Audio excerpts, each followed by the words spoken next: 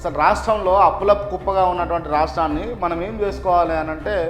ఉన్నవారిని అట్లే ఉంచుకొని కొత్త ఏమైనా వనరులు సృష్టించుకునేటట్టు ప్రయత్నాలు చేస్తూ అదేవిధంగా రాష్ట్రంలో మనం ఇచ్చినటువంటి ప్రజలందరికీ కూడా హామీలు ఏవైతే ఉన్నాయో ఆ సంక్షేమాలు ఏవైతే ఉన్నాయో అవి నెరవేర్చేందుకు అటు దిశగా అడుగులు వేస్తూ ఉంటే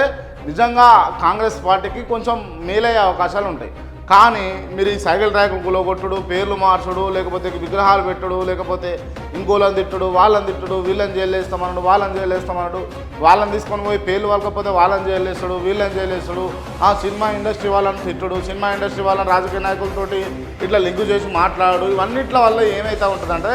గ్రౌండ్లో ఏం ఏం ఏం చేసినాం మనము, ఎవరికి వేసినాము, ఓట్లు ఎవరికి వేసినాము అనే ప్రశ్న